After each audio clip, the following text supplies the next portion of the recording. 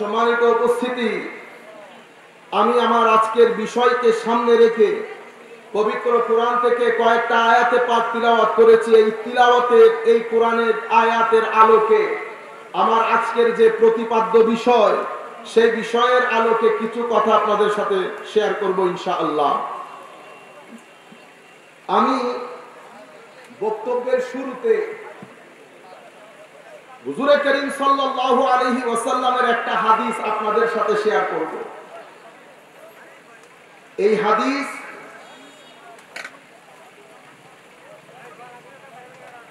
ইমাম হাকিম আন-নিসাপুরি রাহমাতুল্লাহি আলাইহি ওনার কিতাবের মধ্যে উনি বর্ণনা করেছেন, কিন্তু আমি ইমাম হাকিমের কিতাব থেকে এটা আপনাদেরকে বলছি না। আমি এই কিতাব, এই হাদিসটা পেয়েছি ইমাম ইবনে রজব হাম্বলি ওনার কিতাব জামিউল উলুম ওয়াল হিকাম, এই জায়গা থেকে।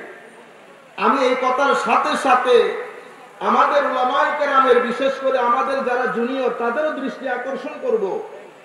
আমরা যখন কোনো জায়গায় কোনো হাদিসের রেফারেন্স দেব, আমি মূল কিতাব উল্লেখ করার সাথে সাথে এটা আমার জিম্মাদারি, এই হাদিসটা আমি যে কিতাব থেকে পড়েছি সেই কিতাবের কথা বলা। যদি আমি সেই কিতাবের কথা না বলে মূল কিতাবে চলে যায়, যেমন আমি যদি বলি মুসান্নাফ ইবনে আবি শাইবার মধ্যে ইমাম ইবনে আবি শাইবা এই হাদিস রওয়ায়াত করেছেন, অথচ আমি মুসান্নাফ আমার জীবনে চোখে দেখি নাই। আমি এই হাদিস খানা করেছি আমার উস্তাদের লিখিত কোনো কিতাব থেকে। আমরা কি করি, মাঝখানে স্কিপ করে ফেলি।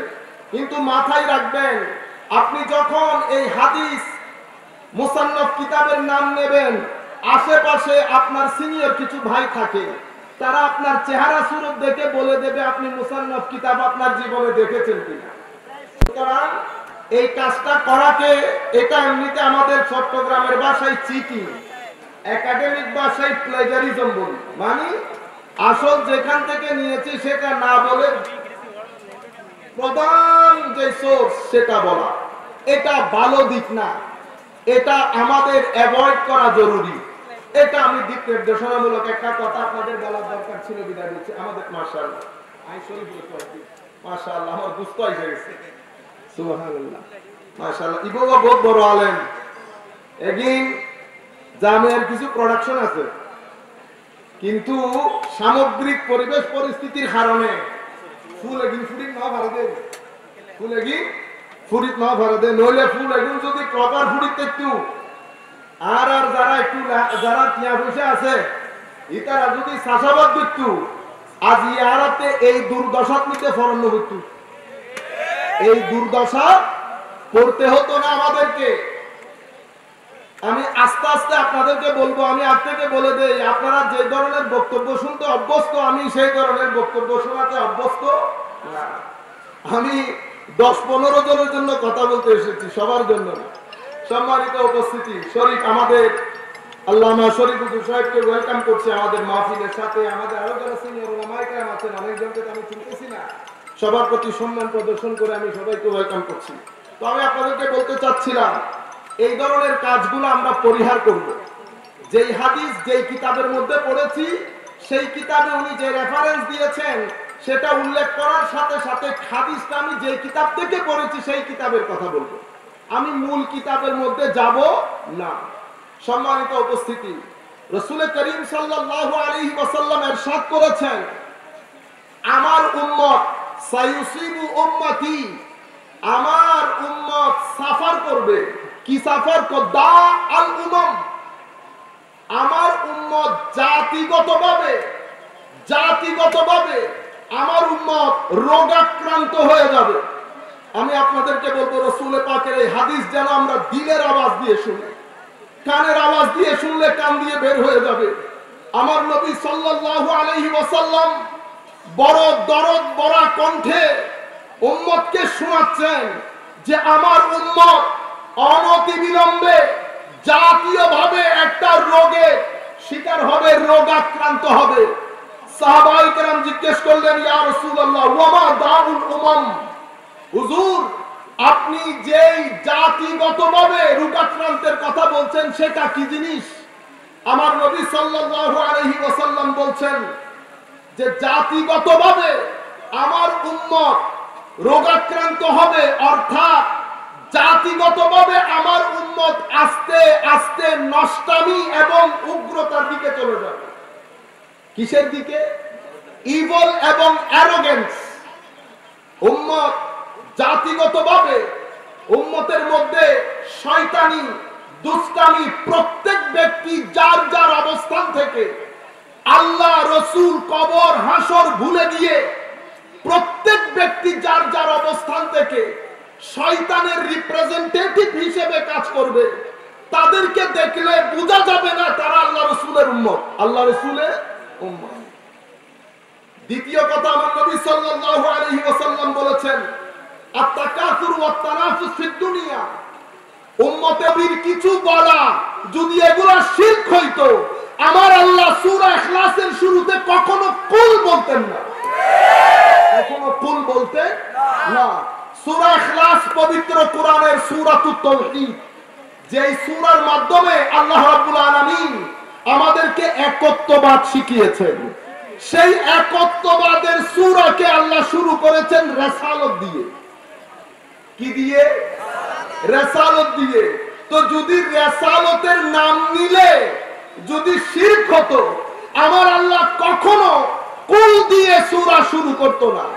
কারণ যারা অর্থ জানে তারা যদি কুল শব্দটা পড়ে, তাদের ব্রেইনের ভিতর প্রথম রসুল চলে আসবে। প্রথম আপনি যখন মা বলেন, বিদেশ থেকে, আপনি কোথায় থাকেন? বিদেশে। যখন মা বলবেন, শব্দ মা বের হওয়ার সাথে সাথে আপনার মানসপটে মায়ের সূরত ভেসে উঠবে। এটা কমন একটা জিনিস। যারা আরবি জানে তারা যখন কুল বলবে, অন্তর আগে মদিনা শরীফ দৌড় দেবে, অন্তর আগে মদিনা শরীফ দৌড় দেবে। তো হাবিব, কুল কেন বলা হলো? আল্লাহ আপনি কুল কেন বললেন? কুল বলেছি কারণ আল্লাহ হুয়া। আল্লাহ কি? হুয়া, হাজানা। আরবিতে হুয়া মানে গায়েব, অনুপস্থিত, ধরা ছোঁয়ার বাইরে, যাকে দেখা যায় না, ধরা যায় না, ছোঁয়া যায় না, অনুভব করা যায় না, তাকে আরবিতে আমরা গায়েব, হুয়া বলি। তো আমার আল্লাহ বলছেন কুল, হাবিব বলে দিন। কি বলবো? হক মাওলা হুয়া, হুয়া, তিনি আল্লাহ এক। মাওলা আপনি কুল দিয়ে কেন শুরু করলেন? কুল দিয়ে শুরু করেছি, আমি তো হুয়া। আমি কি বলে? হুয়া। হুয়া মানে কি? হুয়া মানে অনুপস্থিত, যাকে ধরা যায় না, ছোঁয়া যায় না। তো যাকে ধরা ছোঁয়া কোনো কিছুই যায় না, তাকে আমি অনুভব করব কি করে? তাকে আমি এক বলবো কি করে? কিসের উপর ভর করে? তো কুলের উপর ভর করে। কিসের উপর ভর করে? কুলের উপর ভর করে। কুল কেন? তো মাওলা আমার আল্লাহ আমাকে বলছে কথাবার্তা আমার সাথে না, আমি যদি তোমার সাথে কথা বলি তো তুমিও কুল হয়ে যাবে। তুমি কি হয়ে যাবে? কুল। সুতরাং তোমার সাথে আমার কথা না, আমার সাথে কুলের কথা, কুলের সাথে তোমার কথা, কুলের সাথে তোমার কথা, আমার সাথে কুলের কথা। সূরা ইখলাসের মধ্যে আল্লাহ রাব্বুল আলামিন বলেছেন কুল হুয়াল্লাহু আহাদ। বর্তমান আমি এই কথাটা শুরু করেছি এই কারণে, জাতিগতভাবে, সামগ্রিকভাবে আমরা একটা কঠিন পরিস্থিতি মোকাবেলা করছি এবং এটা দিনের পর দিন কঠিন থেকে কঠিনতর হচ্ছে। এই মুহূর্তে যদি আমরা জেগে না উঠি, এই মুহূর্তে আমার নবীর দ্বীনের জজ্বা অন্তরে ধারণ করে, হুজুর করিম সাল্লাল্লাহু আলাইহি ওয়াসাল্লামের ইশক মোহাব্বত অন্তরে ধারণ করে দ্বীনের মেসেজ নিয়ে যদি যেই যার অবস্থান থেকে দাঁড়িয়ে না যায়, তাহলে কিছুদিনের মধ্যে আমাদেরকে কাফন করতে হবে। সম্মানিত উপস্থিতি, মনে রাখবেন, আপনি যখন দাঁড়াবেন তো দাঁড়াতে হলে দুইটা অস্ত্র লাগবে। কয়টা অস্ত্র? দুইটা। একটা চরিত্রের অস্ত্র আর একটা জ্ঞানের অস্ত্র। চরিত্র এবং জ্ঞান, এই দুই জিনিস বাদে আপনি এই দ্বীনের খেদমত করা সম্ভব হবে না। আপনি যখন চরিত্র এবং জ্ঞান নিয়ে বাজারে আসবেন, আপনাকে বাজার বুঝতে হবে। কি বুঝতে হবে? বাজার। বাজার কি চাচ্ছে, বাজারের ডিমান্ড কি। মনে রাখবেন, এমনিতে হই হুল্লোড় করা এক জিনিস, বাজারে কোয়ালিটি কাজ করা আরেক জিনিস। আপনারা বুঝতে পেরেছেন? আমি বড় অন্তরের অন্তঃস্থল থেকে আমি এই ব্যথা আপনাদেরকে বলছি, আপনারা যদি দাঁড়ান তাহলে আমাদের ভবিষ্যৎ কোন একটা জায়গায় গিয়ে আমরা আমাদের নৌকা সেট করতে পারবো। কিন্তু যদি আপনারা এই ফিতনা ফাসাদের মধ্যে জড়িয়ে থাকেন, ফেসবুকের মধ্যে কমেন্ট চালাচালি করেন, গড় শুদ্ধে ডাকাতি হয়ে যাবে, কল্পনাও করতে পারবেন না। আমি আপনাদেরকে বলবো, ফেসবুকের মধ্যে যেই যার মতো কমেন্ট করা বন্ধ করে দেন, এমন কোন কিছু করিয়েন না যেটা আমার নবীর সিনাকে কেটে রক্তাক্ত করে দেয়। কাশ যদি মদিনা শরীফে নল নবীর আওয়াজ যদি আপনাদের কান পর্যন্ত পৌঁছাতো, জীবনের মধ্যে রেভলিউশন তৈরি হতো। কিন্তু কিছু দুনিয়া, কিছু নফস, কিছু লোক, কিছু লালসা, কিছু শয়তানি তাসি আমাদের জিন্দেগি বরবাদ করে দিচ্ছে। রাসূল পাকের দরবার থেকে আমাদেরকে ডিসকানেক্টেড করে দিয়েছে। দুনিয়ার জন্য পাগল হয়ে গেছি। আমাদের নিজের দিকে তাকান, আমি চরিত্রে কতটুকুন শক্তিশালী, এলমে কতটুকুন শক্তিশালী। মনে রাখবেন, আপনি যখন এই দ্বীনের খেদমত করতে চাইবেন, প্রথম যে জিনিস দরকার হবে সেটা হচ্ছে নিজের ব্র্যান্ড তৈরি করা। কি তৈরি করা? ব্র্যান্ড। বাজারের মধ্যে গেলে আপনারা বাটার জুতা তালাশ করেন না? করেন কিনা? বাজারের মধ্যে যখন যান, ব্র্যান্ড দেখেন, জার্মানের কিনা, জাপানের কিনা। কেন দেখেন? এটা দুনিয়ার রীতি। আপনি যতক্ষণ পর্যন্ত ব্র্যান্ড তৈরি করতে না পারবেন, মানুষ আপনার জিনিস খরিদ করবে না। বুকে হাত দিয়ে বলি, আমরা ব্র্যান্ড তৈরি করতে পেরেছি কিনা? আমার নবীর ক্ষেত্রে আল্লাহ কি করেছেন? 40 বছর আমার নবী নবুয়তের প্রকাশ, প্রচার, প্রসার কোনো কিছুই করেন নাই।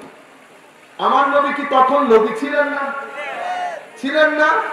আমার ভাইয়েরা অনেকেই বলবেন, না না, উনি তো 40 বছর পরে নবী হয়েছে। আমার মনে হচ্ছে ভুল হবে। কেন? কোরআনে পাকের মধ্যে আল্লাহ আল্লাহর নবীকে নবী বলেছেন রূহ জগতের মধ্যে। কোন জগতে? রূহ জগতের মধ্যে। তো যিনি রূহ জগতেও নবী, উনি শুধু এখানে এসে 40 বছর সাইড হয়ে গেছেন নবুয়ত থেকে। নবুয়ত এটা কি এমন জিনিস যেটা আরেকজনের গা থেকে আলাদা করা যায়? এটা কি শারীরিক কোন জিনিস? জ্ঞান। এটা কি নবুয়ত কাকে বলে? নবুয়ত ইলমের নাম। কিসের নাম? ইলম, জ্ঞান, নলেজের নাম। জ্ঞান কি আমার এখান থেকে আলাদা করতে পারবেন? চামড়া আমার শরীর থেকে আলাদা করতে পারবেন, কিন্তু চামড়ার যেই রং, সেই রংকে আমার থেকে আলাদা করতে পারবেন? তো নবুয়ত যদি জ্ঞানের নাম হয়, নবুয়তকে কি আমার নবী থেকে আপনি আলাদা করতে পারবেন না? আমার আল্লাহ কি করেছেন? 40 বছর পর্যন্ত আমার নবীর ব্র্যান্ড তৈরি করেছেন। কি তৈরি করেছেন? ব্র্যান্ড। 40 বছর পরে আমার নবীর নাম হয়েছে 40 বছরের মধ্যে আল আমিন, নিরেট সত্যবাদী। সবাই আমার নবীর দরবারে জিনিস খরিদ করতে আসে, টাকা রাখতে আসে, সলা পরামর্শের জন্য আসে। আমার নবীর অনেক কথার সাথে দ্বিমত পোষণ করে, কিন্তু বড়সড় স্থল আল আমিন, আশার স্থল আল আমিন, ন্যায় বিচারের স্থল আল আমিন, পরামর্শের স্থল আল আমিন। কেন? কারণ আমার নবীর ব্র্যান্ড তৈরি হয়ে গেছে। যখন ব্র্যান্ড তৈরি হয়েছে, তখন আমার আল্লাহ বলছেন, ইয়া আইয়ুহাল মুদাসসির কুম ফাআনজির। ব্র্যান্ড যখন তৈরি হয়ে গেছে, তখন আমার আল্লাহ বলছেন, এবার হাবিব আপনি আপনার কাজ শুরু করেন। আমার ভাইয়েরা, যতক্ষণ পর্যন্ত ব্র্যান্ড তৈরি করতে পারবো না, আমার এই দাওয়াত কেউ গ্রহণ করবে না।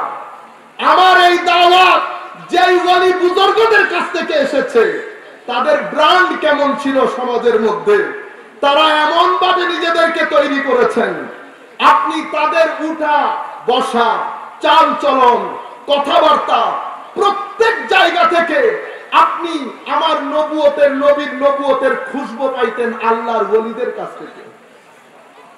সেই কারণে আল্লাহর ওলিরা 30, 33, 35, 40 বছর পর্যন্ত মুজাহাদা করে করে করে কি করেছেন, তো আমার নবীর মতো ব্র্যান্ড তৈরি করেছে।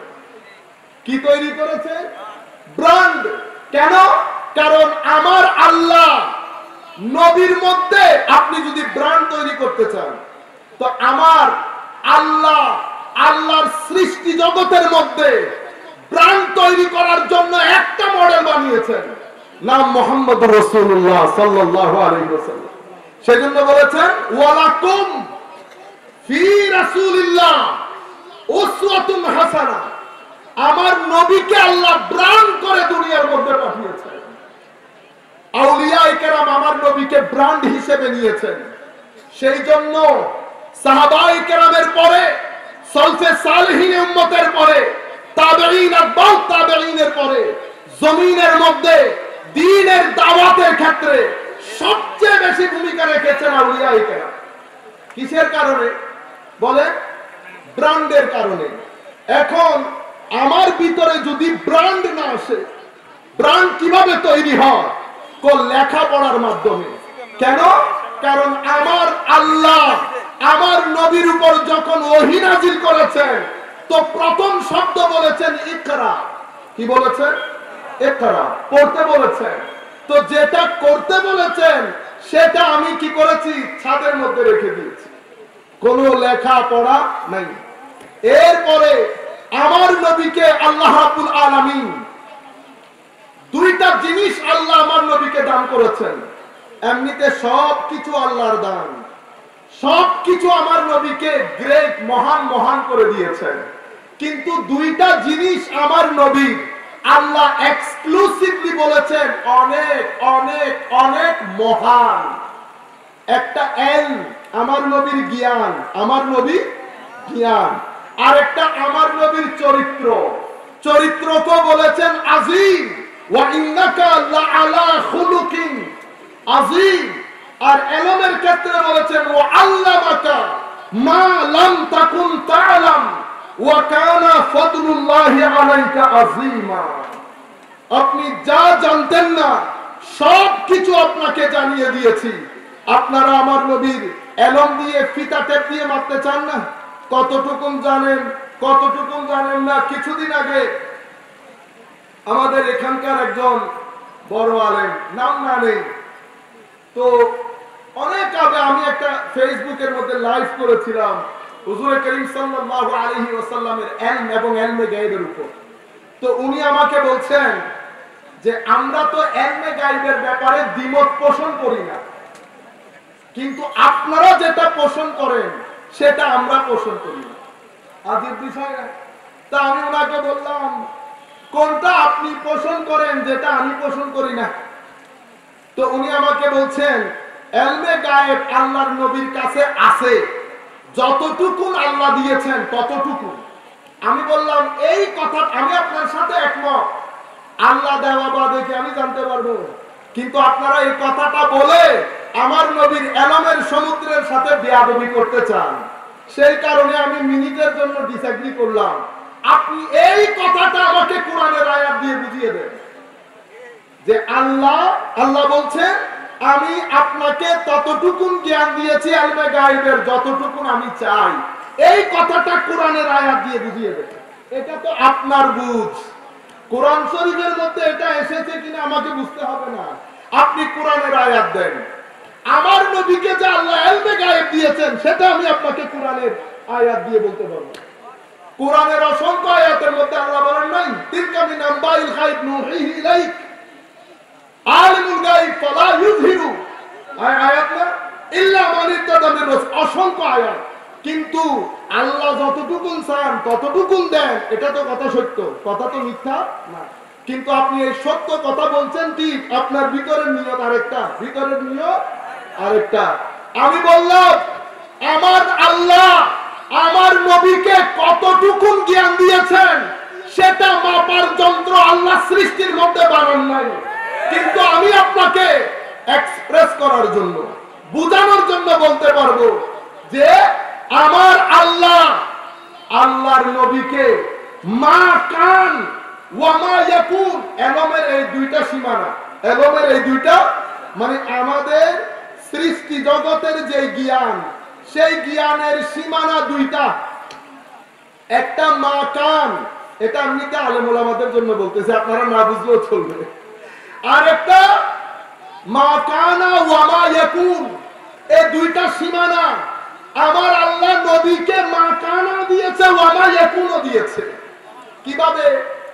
আমার আল্লাহ তার হাবিবকে বলছেন, হাবিব কি কি জানেন না সেটার লিস্ট বানান, কি কি জানেন সেটার লিস্ট বানাইতে বলেন নাই, কি কি জানেন না সেটার লিস্ট করেন। তো আমার নবী লিস্ট করেছেন না, আসমানের উপর কি আছে জানি না, আরশ লৌহ কলম কাবা কৌসাইন কোনো কিছুই তো জানি না, জমিনের নিচ জানি না, সমুদ্র জানি না, সপ্ত আকাশ জানি না, নবমণ্ডল ভূমণ্ডল লিস্ট করা শেষ হয়েছে। আমার আল্লাহ বলছেন যা কিছু জানেন না জানিয়ে দিলাম, যা কিছু জানেন না জানিয়ে দিলাম। তো আমার আল্লাহ বলছেন সব জানিয়ে দিলাম, আপনি আবার বের করতেছেন কেন? এটা কেন হয়েছে?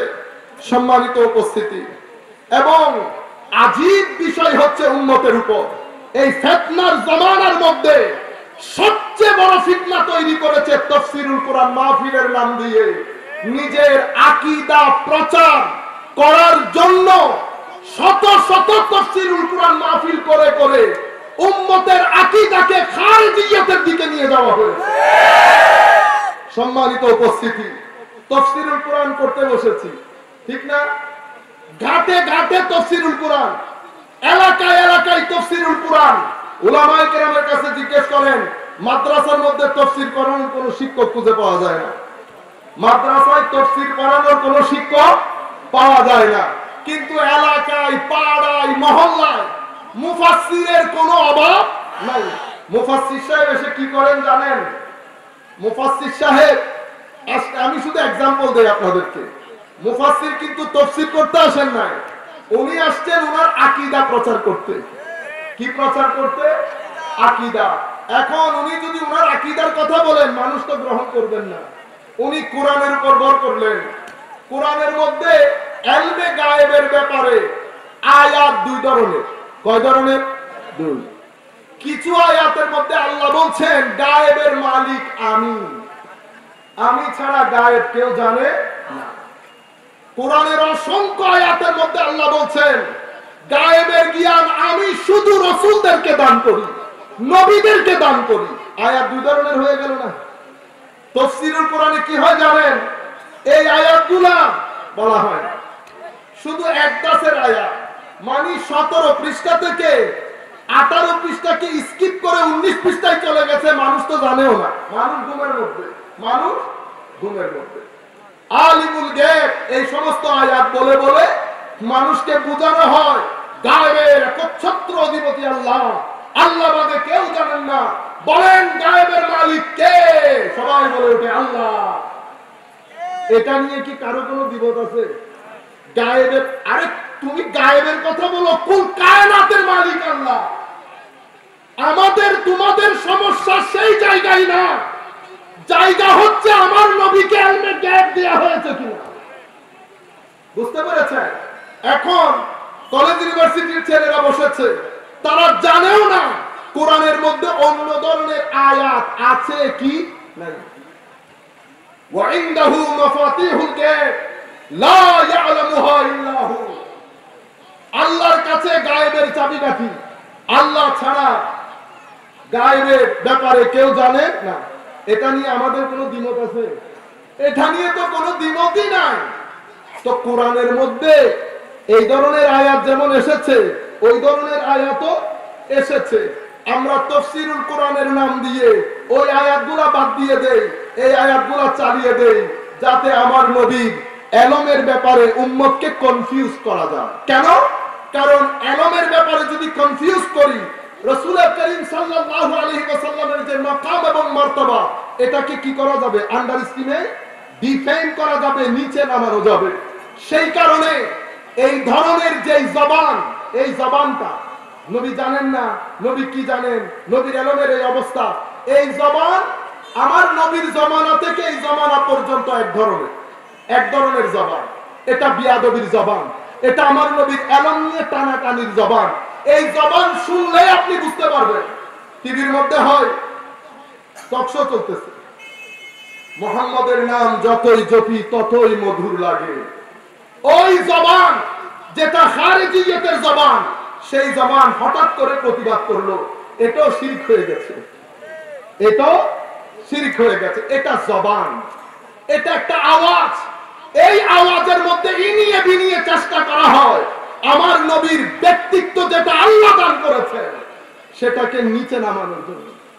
এই জবানের এক ব্যক্তি বলছে আমার নবীকে সর্বশ্রেষ্ঠ বলা যাবে না।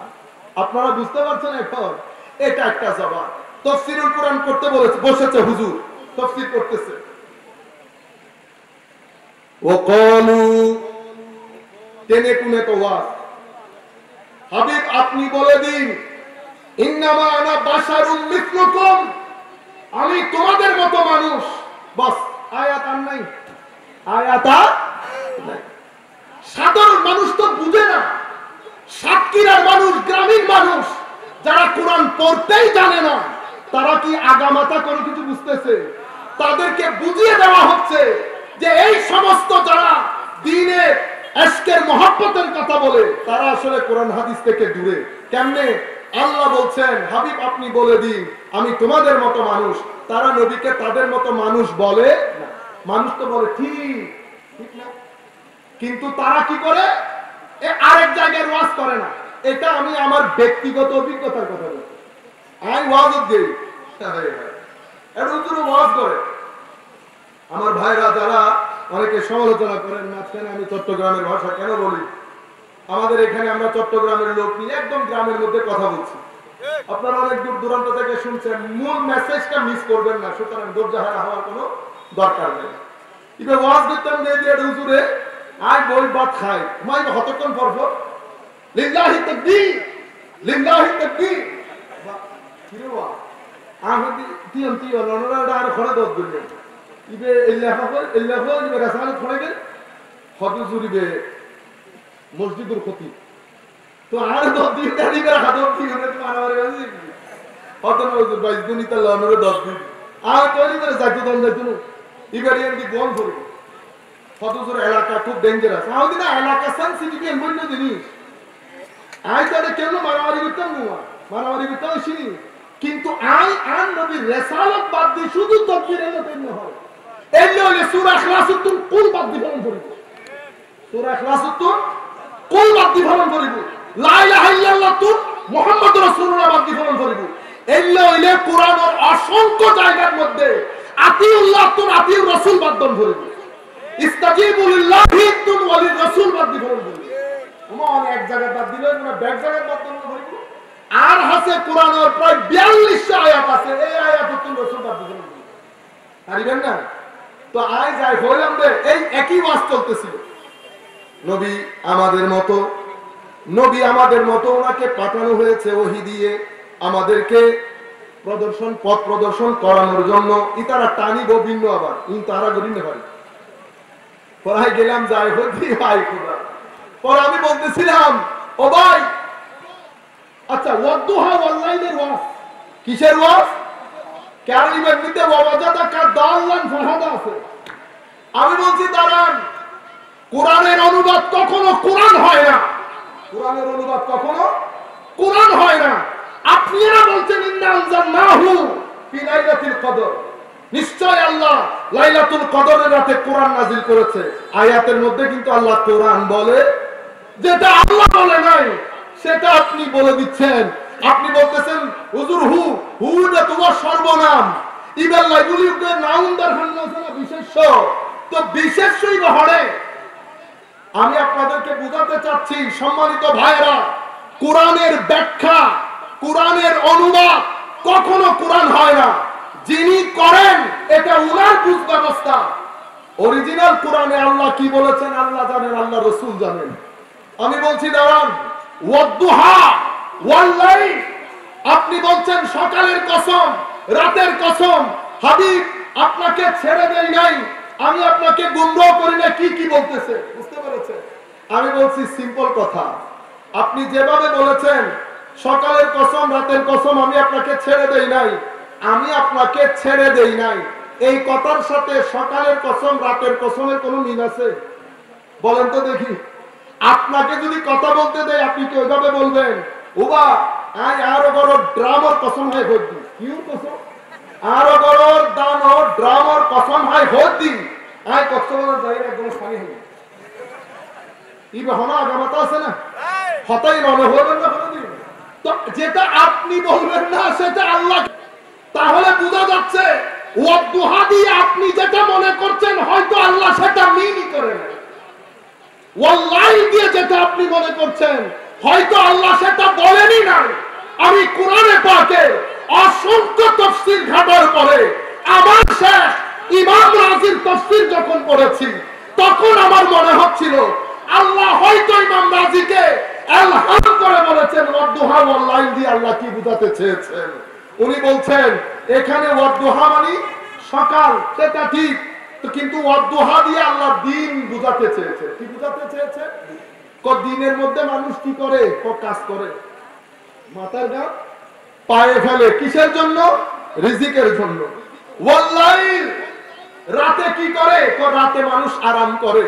তো আমার আল্লাহ তার রাসূলকে বুঝাতে চাচ্ছেন হাবিব ওহী নাজিল হওয়া, ওহীকে ধারণ করা অনেক কষ্টে, আপনার শীতকাল পর্যন্ত ঘামে আপনার শরীর ঘেমে যেত, আপনি অনেক স্ট্রাগল করেছেন এই ওহীকে নিয়ে।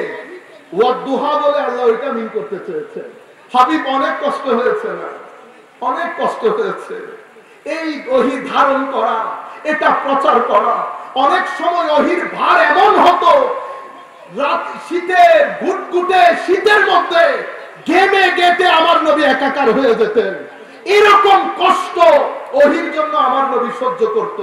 সে কারণে বলছেন ওয়াল্লাইল, কিছুদিন ওহী বন্ধ রাখলাম, হাবিব একটু রেস্ট করে নেন। কি করেন? একটু রিল্যাক্স করেন। তো রাত রাত রিল্যাক্সের জন্য রাত বানানো হয়েছে। তো এখানে লাইল সাংকেতিক শব্দ, আমার নবীকে বুঝাতে চাচ্ছেন হাবিব একটু রিল্যাক্স করেন। রয়ে গেল ওহী বন্ধ হওয়া। হাবিব কিভাবে মনে করলেন মা ওয়াদ্দাআকা রাব্বুকা ওয়া মা ক্বালা, আমি কিভাবে আপনাকে ছেড়ে দেব? এটা তো কিছুদিন রিল্যাক্স দিয়েছি আপনাকে। মা ওয়াদ্দাআকা রাব্বুকা ওয়া মা ক্বালা ওয়ালাল আখিরাতু খায়রুল লাকা মিনাল উলা। ওহী বন্ধ করে জি বলছেন ওহী বন্ধের সময়কালেও আপনার সোমবার আপনার জীবনের রোববারের চেয়ে উত্তম। দুপুরের 2টা আপনার জিন্দেগিতে দুপুর 1টার চেয়ে উত্তম। আপনার যে র‍্যাঙ্কিং এর উপরে তোলা সেটা জারি আছে, রয়ে গেল ওহী, সেটা তো রিল্যাক্সের কারণে কিছুদিন অফ রেখেছি। বুঝতে পেরেছেন? তারপরে আমার আল্লাহ বলছেন মা ওয়াদ্দাআকা রাব্বুকা ওয়া মা ক্বালা ওয়ালাল আখিরাতু খায়রুল লাকা মিনাল উলা ওয়ালা সাওফা ইউতিকা রাব্বুকা ফাতারদা। মানুষের এই কথাবার্তা এগুলাতে কান দিয়েন না। আমি কথা দিচ্ছি এমন দেব, এমন দেব, এমন দেব, আপনি না হেসে পারবেন না। আপনি না হেসে পারবেন না, আপনাকে খুশি করে দেব। বলেন দেখি, মালিক মালিক তার বান্দার সাথে কি এই ভাষায় কথা বলেন? এই ভাষায় কথা বলেন? তাফসীরুল কুরআনের মধ্যে আপনারা নামাতে নামাতে আমার নবীকে মানুষের কাতারে দাঁড় করিয়ে দিয়েছেন। আমরা সেই ধরনের তাফসীরুল কুরআন মাহফিলের গায়ে থুতু ছিটাবার। বুঝতে পেরেছেন? কাউকে আমরা আন্তর্জাতিক মুফাসসির বানিয়ে দিয়েছি। জিন্দেগিতে মাদ্রাসার কামিল ক্লাসে কোনোদিন তাফসীরের ক্লাসে তাফসীরের কিতাব উল্টাই নাই। সেই পরিমাণ জুলুম তাফসীরুল কুরআনের নাম দিয়ে আমরা করেছি। আমরা জিন্দেগিতে কোন আন্তর্জাতিক সেমিনারে পেপার সাবমিট করি নাই, কোন আন্তর্জাতিক সেমিনারে তাফসীরের উপর কথা বলি নাই, হয়ে গেছে আন্তর্জাতিক মুফাসসিরে কুরআন। সেই ধারাবাহিকতা বাংলাদেশের রন্ধ্রে রন্ধ্রে ছড়িয়ে দেওয়া হয়েছে। তাফসীরুল কোরআনের পেছনের আকীদা খারেজিয়তের আকীদা, তাফসীরুল কোরআনের পেছনের আকীদা উগ্রপন্থীদের আকীদা। কাজেই আপনারা যদি সচেতন না হন, আমরা এই জোয়ার বন্ধ করতে পারবো না।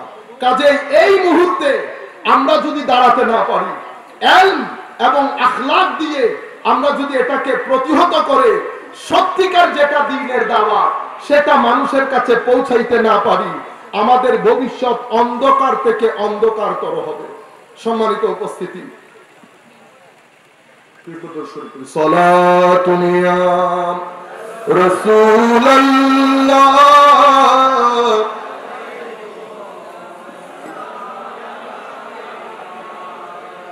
ख्याले सिवा दिल से मिटा दो या रसूल अल्लाह, हिजाबे जुल्मते बशरी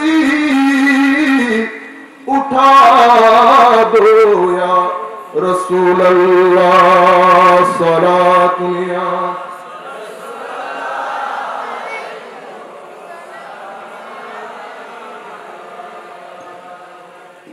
এটা আমাদের কেন প্রয়োজন?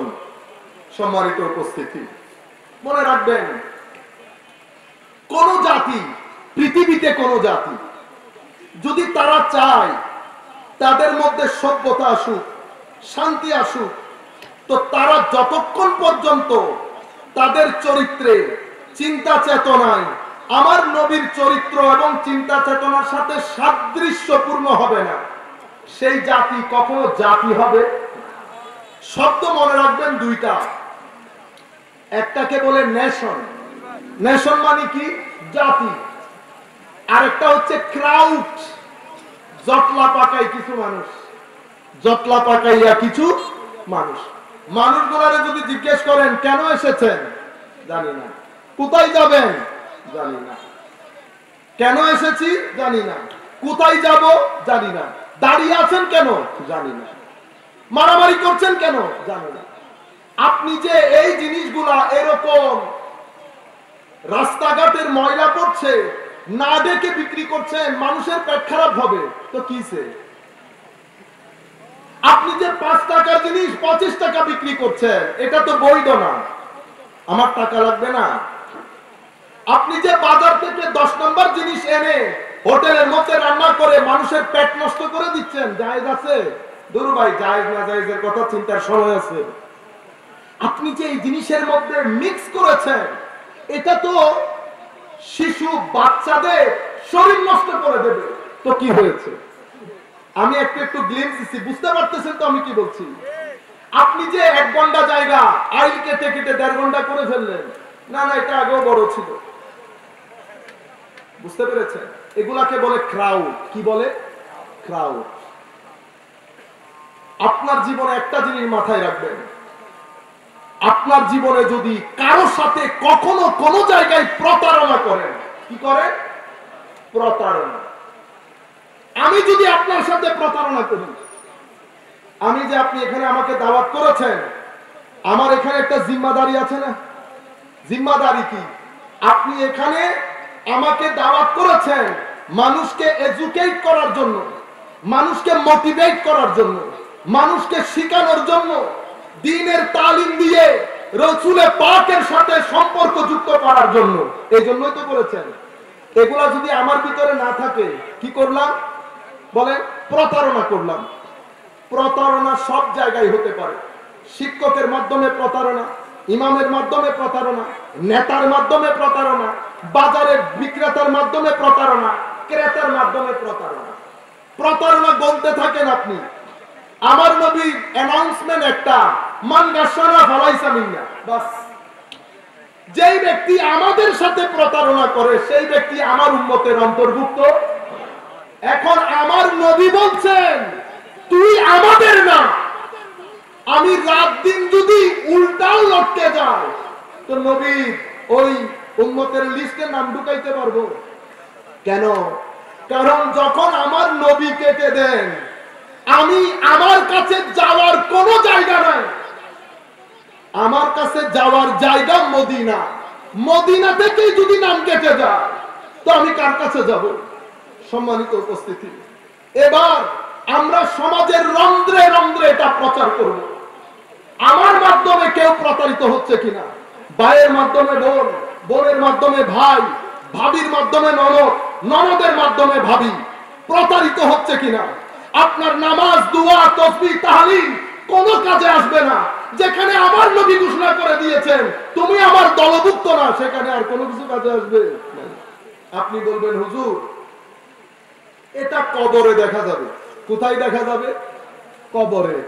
আমার ভাই এবং বোন, আজীব বিষয় হচ্ছে কবরে তো পরে আপনি যদি আমার নবীর দেওয়া বিধান লঙ্ঘন করেন, আজীব বিষয় হচ্ছে দুনিয়ার মধ্যে তিনটা জিনিস থেকে আপনি নিজেকে রক্ষা করতে পারবেন না। হে যুবক, আপনারা যেটা মনে করছেন সেই জিনিস সেরকম না। আপনি মনে করছেন আস্তে আস্তে ভালো হয়ে যাব, কবরের মধ্যে আমার নবী সুপারিশ করবে। সুন্নতে ইলাহি বলে একটা কথা আছে, ওয়ালান তাজিদা লিসুন্নাতিল্লাহি তাবদীলা ওয়ালা তাজিদা লিসুন্নাতিল্লাহি তাহওয়িলা। আমার আল্লাহ নিজের সুন্নতের পরিবর্তন, পরিবর্ধন, পরিমার্জন, পরিশোধন কোনো কিছুই করেন না। সুন্নতে ইলাহি হচ্ছে আপনি যতটুকুন করবেন ততটুকুন প্রতিদান আপনাকে ভোগ করতে হবে। জাহারাল ফাসাদ ফিল বাররি ওয়াল বাহরি বিমা কাসাবাত আইদিন নাস লিইযিকাহুম বা'দাল্লাযী আমিলু লাআল্লাহুম ইয়ারজিউন। আমার আল্লাহ দুনিয়ার আগুনে আপনাকে পোড়ান শুধুমাত্র আপনি যেন আল্লাহর দরবারে ফেরত আসেন, আপনি যেন তাওয়াবিনদের কাতারে আসেন, আপনি যেন মুতাতাহহিরিনদের কাতারে আসেন, পবিত্রতা অর্জনকারী আল্লাহর দরবারে ফেরতকারীদের কাতারে আসেন। সেই কারণে আল্লাহ কিছু জিনিস আপনাকে দিয়ে ভোগ করান। মনে রাখবেন, যেই ব্যক্তি আল্লাহ আল্লাহ রাসূলের হক সীমা লঙ্ঘন করবে সেই ব্যক্তি বিশৃঙ্খল জীবন থেকে নিজেকে বাঁচাতে পারবে না। কি জীবন? আমি যুবকদেরকে বলছি, বিশেষ করে বিশৃঙ্খল জীবন আপনার পিছু ছাড়বে না। আপনার জিন্দেগি থেকে ভয় যাবে না, আশঙ্কা যাবে না, অপ্রতুলতা যাবে না। আজকে টোটাল পৃথিবীর মধ্যে আমরা পুরা পৃথিবীকে 3 মহাদেশ 1200 বছর শাসন করার পরেও পুরা পৃথিবীর সম্পদের 15% আমরা মুসলমানদের হাতে নাই। কেন? আমার আল্লাহ বলছেন ওয়ালা তাহিনু ওয়ালা তাহজানু ওয়া আনতুমুল আ'লাউন ইন কুনতুম মুমিনিন। কি বলেছেন? তোমরা কোনোভাবে কেউ কখনো তোমাদের চোখে চোখ রাখার সাহস করবে না, আন্ডার এস্টিমেট করবে না, অপমান অপদস্থ করবে না। তোমরা কখনো পেরেশান হইতে হবে না। কখন মাওলা? যখন তোমাদের চরিত্র থেকে আমার নবীর চরিত্রের গন্ধ আসবে। তোমাদের চরিত্রে যদি আমার নবীর চরিত্রের গন্ধ না আসে, আয়াতের উল্টা অর্থ কি? তোমাদের জীবন থেকে পেরেশানি যাবে না, তোমাদের জীবন থেকে অপমান যাবে না। যেই যেখানে পাবে তোমাদেরকে অপমানিত, লাঞ্ছিত, অপদস্থ করবে যদি তোমরা আমার নবীর দেওয়া বিধান ছেড়ে দাও। এটা আল্লাহর সুন্নাত। সুন্নাত মানে আল্লাহর নিয়ম নীতি। আল্লাহর নিয়ম হচ্ছে আমি সম্মানিত হতে চাই। কে চান না এখানে সম্মানিত হতে? আল্লাহ আমি সম্মানিত হতে চাই। আমার আল্লাহ বলছেন সম্মানের মালিক রাসূলুল্লাহ। সম্মানের মালিক কে? রাসূলুল্লাহ। ওয়ালিল্লাহিল ইজ্জাতু ওয়ালিরাসূলিহি ওয়ালিল মুমিনিন। ইজ্জতের মালিক তো আল্লাহ। আল্লাহ বানিয়ে দিয়েছেন রাসূলুল্লাহকে সাল্লাল্লাহু আলাইহি ওয়াসাল্লাম। এরপরে কারা ইজ্জতের মালিক? যাদের সাথে আমার নবী চরিত্রের মিল থাকবে তারা ইজ্জতের মালিক হবে, তারা ইজ্জতের মালিক হবে। তো যদি উল্টা করেন এখন, তার মানে আমার সাথে যদি রাসূলের সম্পর্ক না থাকে, আমি ইজ্জতের মালিক না হলে কিসের মালিক হব? বেইজ্জতের মালিক। সম্মানিত উপস্থিতি, এরকম একটা কিতাব, এরকম একজন নবী থাকতে আমাদের ঘরে চুলায় আগুন জ্বলবে না, এটা তো হওয়ার কথা ছিল না। পৃথিবীতে এত টাকা পয়সা, কিন্তু আমার এখানে আমি দুর্দশায় দিন অতিবাহিত করছি। আমি যুবকদেরকে বলছি, রিজিকের মালিক আল্লাহ। কে? আল্লাহ। তো আল্লাহ রিজিক এটা রেখে দেওয়ার জন্য বানিয়েছেন। আমার আল্লাহ বলছেন, আপনি বলছেন আল্লাহ রিজিক দেন, রিজিক দেন, টাকা পয়সা দেন। আপনি চাইতে চাইতে আপনার ইচ্ছে মতো যখন আসে না, আপনি হারামের দিকে চলে যান। কিসের দিকে? হারামের দিকে। মাহফিলগুলো বেবুনিয়াদ, রুহানিয়ত থেকে খালি হয়ে গেছে। কারণ আমরা যখন মাহফিলের জন্য টাকা তুলি, হালাল হারাম কোনো চিন্তা করি না, যেখান থেকে পাই টাকা নিয়ে নেই। বাস মাহফিলের নামে হই হুল্লোড় করে গরু টরু জবাই করে বিরিয়ানি টিরানি খেয়ে আমি চলে গেছি। এমন না হয় কাল কিয়ামতের ময়দানে মাহফিল আমার ঘাড়ের উপর চেপে বসে, এই মাহফিল আমার ঘাড়ের উপর চেপে বসে। সম্মানিত উপস্থিতি, সালাতুনিয়া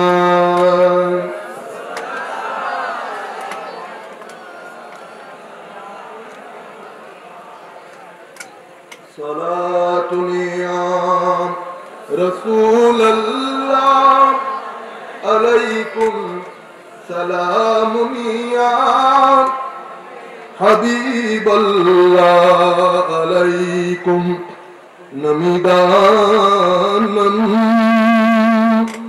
ছে মঞ্জিল বুত সব যায় কে মনবুদম বাহর সো রক্স বিসমিল বুত সব যায় কে মনবুদম সালাতুনিয়া সালামুনিয়া আলাইকুম পরি পে করনিগার সরুকতে লালা রুখসারে সরাপা আফত দিল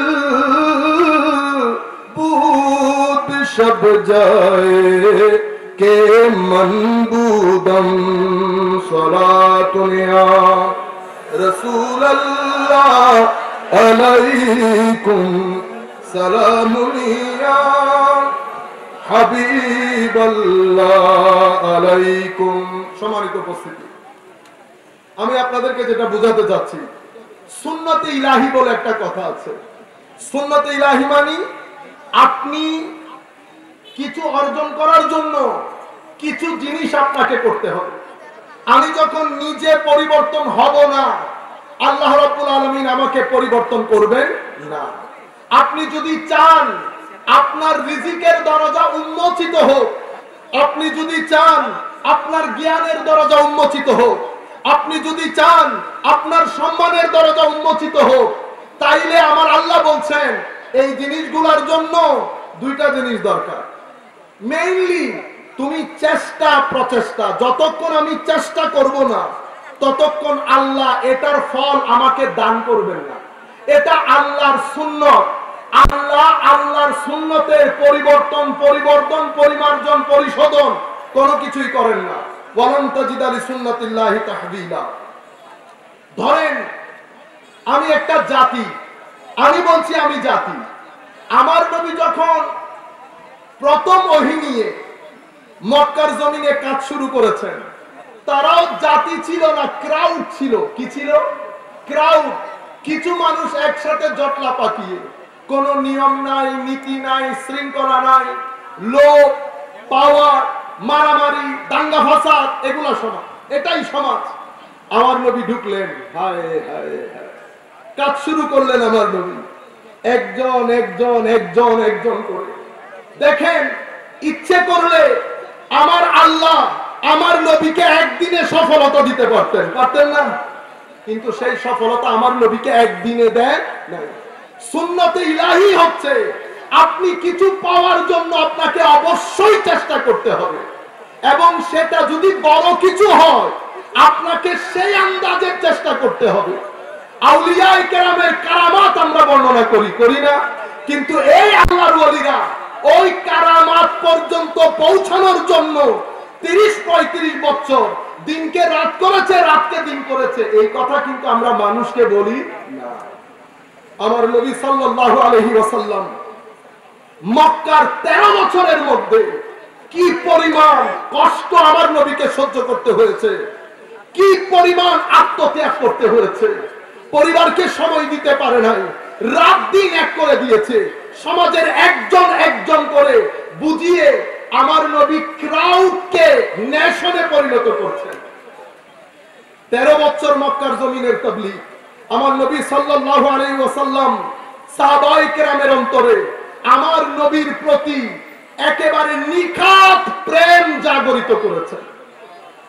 আমার নবীর 13 বছরের নিরলস প্রচেষ্টার পরে 500, 450, 500 সাহাবায়ে কেরাম, 13 বছরের তাবলীগের ফসল 450, 500 সাহাবায়ে কেরাম। এরা কেমন ছিলেন? এদের আখলাক, আমার নবী এদের কি উন্নত করেছেন? এদেরকে বোমা মারা শিখান নাই। এদেরকে কি শিখিয়েছেন জানেন? মানুষের হক আদায় করা শিখিয়েছেন, আল্লাহর ইবাদত শিখিয়েছেন, রাসূলের আনুগত্য শিখিয়েছেন, মা বাবার প্রতি সম্মান শিখিয়েছেন, পাড়া প্রতিবেশীর প্রতি শ্রদ্ধাবোধ শিখিয়েছেন, ছোটদের প্রতি প্রেম ভালোবাসা শিখিয়েছেন, মানুষকে না ঠকানোর জন্য ট্রেন আপ করেছেন, মানুষের প্রতি জুলুম না করার জন্য ট্রেন আপ করেছেন, এবং মানুষের সাথে সদ্ব্যবহার করার জন্য ট্রেন আপ করেছেন। আপনি যদি কোরআনের শুরু থেকে শেষ পর্যন্ত পড়েন, কোরআনের তালিমাতের মূল চক্রবিন্দু এই 5-6টা জিনিস: আল্লাহর ইবাদত, রাসূলের পাকের আনুগত্য, মা বাবার প্রতি সম্মান, পাড়া প্রতিবেশীর প্রতি সম্মান, ছোটদের প্রতি মায়া মহব্বত, এবং মানুষকে না ঠকানো, মানুষের উপর জুলুম না করা, এবং মানুষের সাথে সদ্ব্যবহার করা। এটাই হচ্ছে পবিত্র কোরআনের তালিমাতের মূল জিনিস। আমার নবী সাল্লাল্লাহু আলাইহি ওয়াসাল্লাম 13 বছর সাহাবায়ে কেরামের মধ্যে এই জিনিসগুলো ডেভেলপ করতে করতে করতে 450, 500 সাহাবায়ে কেরাম। সুন্নতে ইলাহি আপনি দেখেন আমার নবীকে কিভাবে সঙ্গ দিচ্ছে। আমার নবী মদিনা শরীফ তশরিফ আনলেন।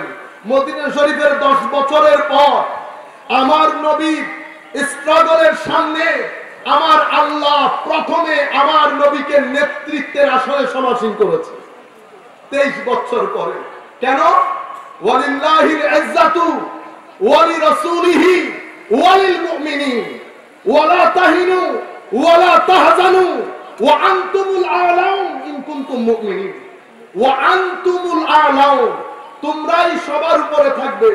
আমার নবী এই নিচ থেকে সবার উপরে আসতে কি পরিমাণ স্ট্রাগল করেছে আপনারা জানেন।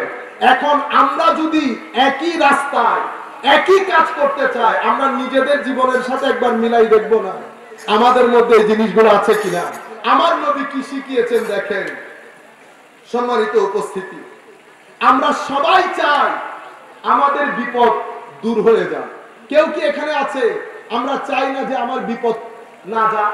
আছেন কেউ? আপনারা আমার কথা বুঝতেছেন? একবার জোরে তাকবীর দেন দেখি। আপনারা ঘুমাচ্ছেন কিনা চেক করে দেখি। আল্লাহু আকবার।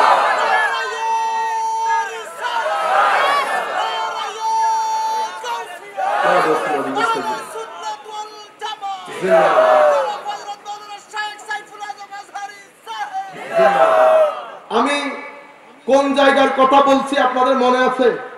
কি বলতে চেয়েছি বলেন তো? আপনারা ঘুমিয়ে যাচ্ছেন, ঘুমিয়ে যাচ্ছেন। আমি কি বলতে চেয়েছিলাম আপনাদেরকে বলতে পারবেন? কোন পয়েন্টে ছিলাম বলতে পারবেন কেউ একজন? জি জি বলেন। জি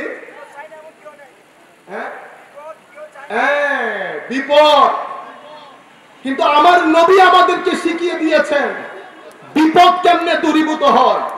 বিপদ তাবিজ দিয়ে দূরীভূত হয় না, এটা সুন্নতে ইলাহি না।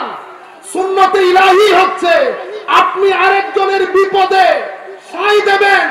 আল্লাহর সুন্নত হচ্ছে আপনার বিপদে আল্লাহ আল্লাহর কুদরতের হাত আপনার মাথার উপর রাখবে, এটা আল্লাহর সুন্নত। আজকে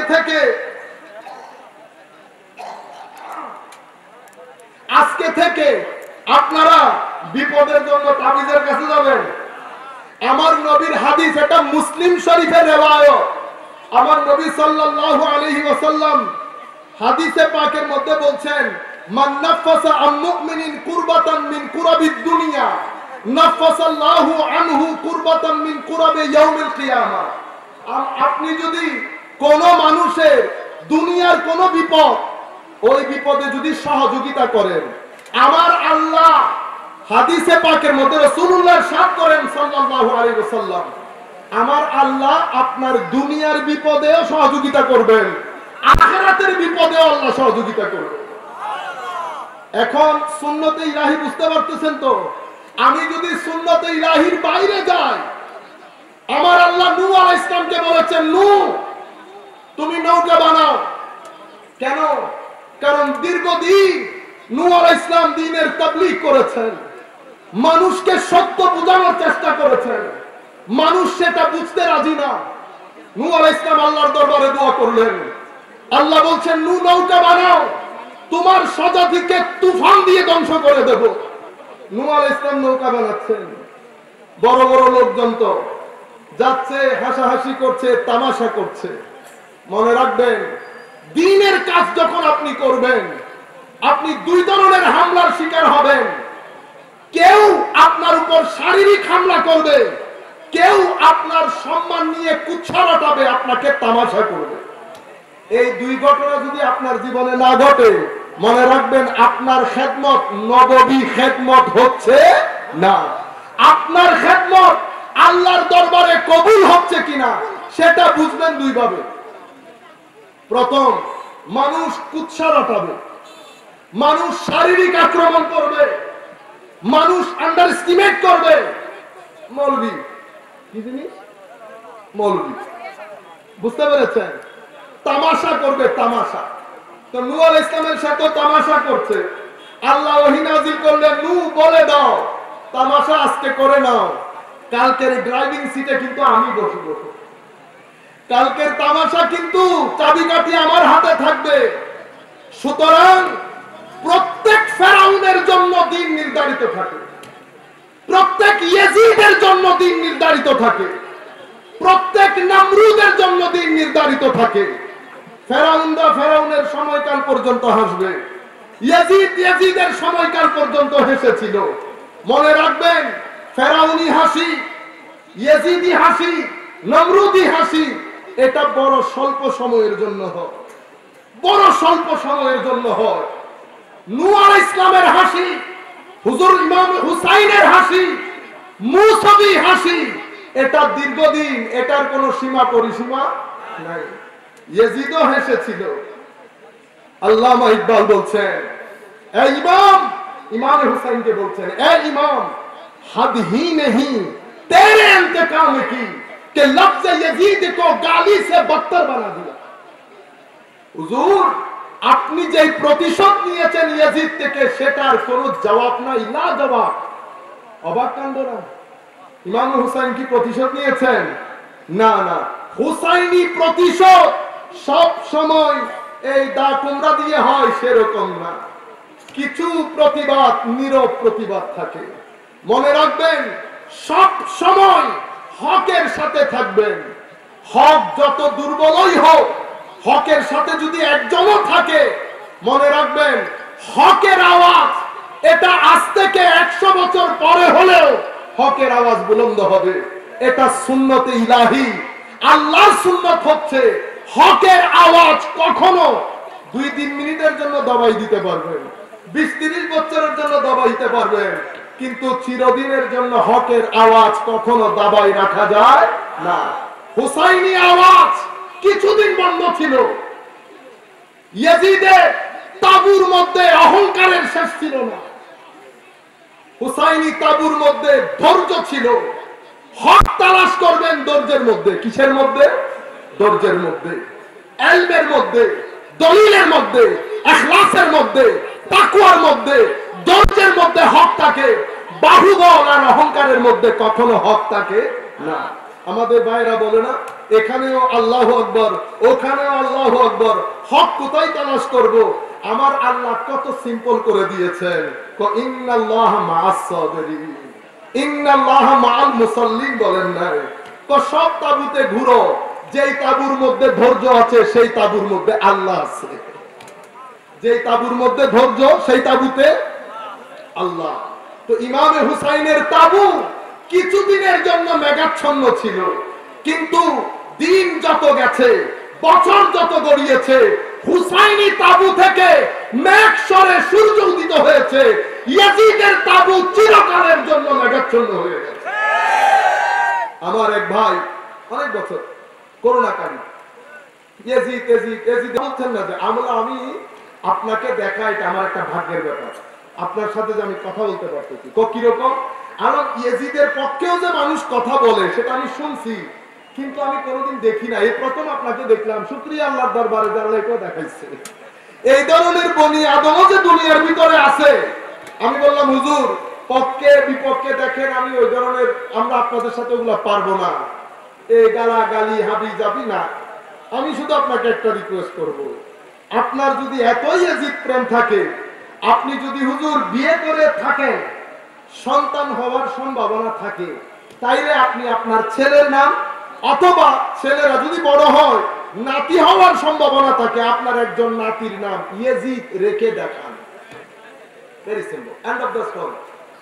আপনার যদি এত প্রেম, আমি আপনাকে বলছি না ইয়াজিদ রাইট ইয়াজিদ রং, এগুলো আমি, আমার কথা বলতে ঘৃণা হয়। কি হয়? ঘৃণা হয়। আপনি শুধু এতটুকুন সাহস করেন, পারবেন না। কেন? কারণ ইমামে হুসাইনের খামোশি, ইমামে হুসাইনের চুপ থাকা এবং ইমামে হুসাইনের হকের জন্য কোনো কারণ ছাড়া একেবারে একনিষ্ঠতার সাথে সারে পাক দিয়ে দেওয়া, এটা ইয়াজিদ শব্দটাকে গালি থেকেও খারাপ করে দিয়েছে। সেই কারণে পৃথিবীর মানুষ একেবারে জাতীয়ভাবে যদি বেগাইরত হয়ে যায়, সেটা তো ভিন্ন জিনিস। কোন জাতি যখন জাতীয়ভাবে বেগাইরত হয়ে যাবে, সেটা ভিন্ন জিনিস। কিন্তু জাতি যদি জাতি হয়, তারা কখনো ইয়াজিদ, নমরুদ, ফেরাউন এগুলা কখনো রাখবে না। মনে রাখবেন, ফেরাউনেরও হাসি, ইয়াজিদেরও হাসি, নমরুদেরও হাসি। ইয়াজিদ 3 মহাদেশের শাসক, পৃথিবীর মানুষ জানে না কবর কোথায়। মনে রাখবেন, মিথ্যা কিছুদিন নাড়াচাড়া করে, কিন্তু মিথ্যা খুব সাময়িক, মিথ্যা খুব সাময়িক। আমি আপনাদেরকে যেটা বোঝাতে চাচ্ছি, এটা সুন্নতে ইলাহি। সুন্নতে ইলাহি হচ্ছে মুসবি হাসি চিরকালের জন্য, ফেরাউনের হাসি কিছুদিনের জন্য। ফেরাউনও হেসেছিল, ফেরাউনও হেসেছিল। তো আপনারা যদি কষ্ট লাঘব করতে চান, মানুষের কষ্টে সারা দেবেন। এই গ্রামের মধ্যে পরস্পর হানাহানি, মারামারি এগুলো বন্ধ করেন। মনে রাখবেন, সমাজ খুব দ্রুত পরিবর্তনের দিকে যাচ্ছে এবং আমরা একটা বড় অরাজকপূর্ণ পরিস্থিতির মুখোমুখি হতে যাচ্ছি। সেটা কি জানেন? সেটা হচ্ছে যুব সমাজের ডিপ্রেশন, কি হতাশা, ফ্রাস্ট্রেশন। যুব সমাজ, আমাদের বর্তমান যাদের বয়স 12-15 বছর, তারা যে কি পরিমাণ খারাপ পরিস্থিতির মুখোমুখি হচ্ছে আপনি কল্পনাও করতে পারবেন না। ড্রাগ ডিলিং থেকে শুরু করে, মদ থেকে শুরু করে, রেপ থেকে শুরু করে, সামগ্রিক বিষয় তাদেরকে কোন অন্ধকার জগতে নিয়ে যাচ্ছে আপনি কল্পনাও করতে পারবেন না।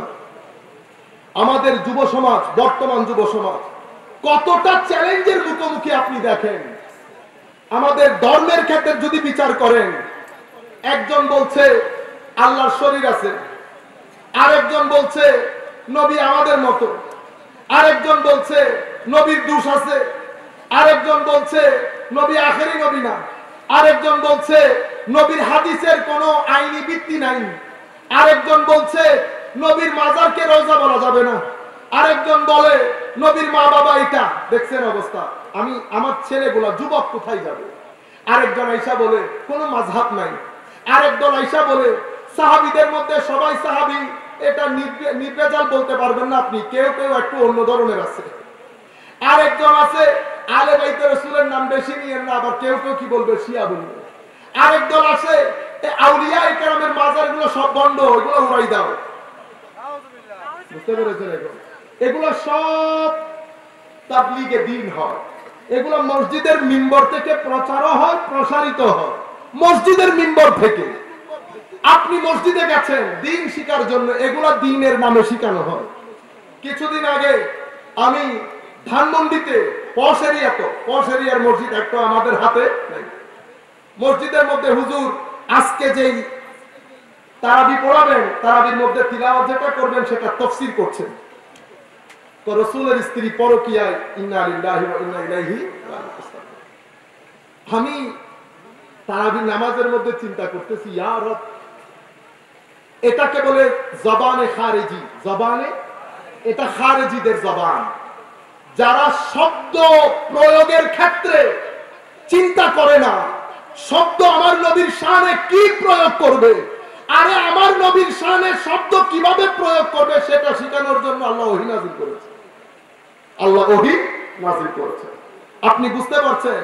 সাধারণ ছেলেপুলে কোথায় গিয়ে দাঁড়াবে, এগুলা দ্বীনের নাম দিয়ে হয়। এরপরে আরেক দল বলছে আমি এই মৌলবীদের দান্দার মধ্যে নাই, মৌলবীদের এই দান্দার মধ্যে আমি নাই, আমি সেকুলার মুসলিম, আমি নামাজ দোয়া পড়ি, আমি এত সিরিয়াস না, এত আমল এত কিছুর মধ্যে নাই। আরেকজন আইসা বলতেছে আমি মডারেট মুসলিম, সেটা কোনটা? আমি এই মৌলবীদের দান্দা এগুলোর মধ্যে নাই, নামাজ দোয়া মাঝে মধ্যে সময় পাইলে পড়ি, তবে আমি ঈদ করি, আমি ঈদের নামাজটা আমার ভালো লাগে, মিষ্টি টিষ্টি খাই, সবাই একসাথে দেখা সাক্ষাৎ হয়, আমি কাউকে ছোট বড় করছি না, আমি আপনাদেরকে রিয়ালিটি গুলো বোঝাচ্ছি। আরেকজন বলতেছে বাইরে আমি এই পুরা দলের সাথে আমি নাই, তুমি এদিকে আসো, আমার সাথে চলো, এনজয় করো, সামান্য সময় আসা আর যাওয়া, যা মন চাই করো। আমার ভাইও মনে করতেছে সুবহানাল্লাহ, এখানে তো ঠিক আছে, কোনো ক্যাপস লক নাই, এটা করতে হবে, এটা করতে হবে না, এটা যেতে হবে, এখানে যাওয়া যাবে না, এটা পান করতে পারবো, এটা পান করতে পারবো না, কোনো ক্যাপস লক নাই, চলো ওদিক দিয়ে চলে যাবে। এই কারণে আমাদের নতুন প্রজন্ম ধর্ম বিমুখ হয়ে যাচ্ছে। আর ওয়াজ তাকরীরের নাম দিয়ে নারীদের উপর, মেয়েদের ব্যাপারে যে কথাগুলো আপনারা প্রচার করেন ওয়াজ তাকরীরের নাম দিয়ে, এই কথা তো আমার নবী বলেন নাই। আমার নবী মাদেরকে মেয়েদেরকে যেই জায়গায় রেখেছে আপনি সেই জায়গায় বলবেন না, আপনি রাত দিন বদনাম করেন। আমি এখন আপনাদেরকে কয়েকটা প্রশ্ন করব, উত্তর আপনি দেবেন। আমরা সাধারণত কাকে বেশি পছন্দ করি, বাবা না মা, ভাই না বোন? জি জোরে জোরে বলেন না, ভয় নাই, ভাই না বোন? বোন। আচ্ছা, খালা না খালু, ফুফা না ফুফু, দাদা না দাদি, নানা না নানি? সব ক্ষেত্রে মহিলা, আপনি মহিলাদের সাথে লেগে থাকেন, সব ক্ষেত্রে তো আপনি মেয়েদের নানি বলছেন। আপনারা বুঝতে পারছেন? ওয়াজের তাকরীরের নাম দিয়ে এই করোনাকালীন সময়ে, এই করোনা ফোন দিচ্ছে, এই করোনার কথা বলতেছে, কেউ করোনার সাথে কথা বলতেছে, এগুলা কোনো কথা? এই অবৈজ্ঞানিক কথাবার্তা। আর ফেসবুকের মধ্যে যেই ধরনের ফিতনা আমরা করি, যখন শিক্ষিত শ্রেণী ফেসবুকের মধ্যে আমাদের এই মতামতগুলো দেখে, বলেন দেখি ধর্মের ব্যাপারে তাদের কি আইডিয়া হবে? আপনারা বুঝতে পারছেন? সামগ্রিকভাবে আমরা যেটাকে তাবলীগ বলছি, সেই তাবলীগের সাথে কোন একজন আল্লাহর ওলির তাবলীগ মিলাইতে পারবেন? আমার আল্লাহ কিন্তু আমার নবীকে দিয়ে সেই তাবলীগ করার নয়, আমার আল্লাহ নবীকে দিয়ে তাবলীগ করানোর আগে নবীর ব্র্যান্ড তৈরি করেছেন আল আমিন। সেই নবী যখন তাবলীগ শুরু করেছে, 4 অ্যাঙ্গেল থেকে আমার নবী কাজ করেছেন। তিলাওয়াতে কোরআন শিক্ষা দিয়েছে। আমরা কে কোরআনের তিলাওয়াত করি?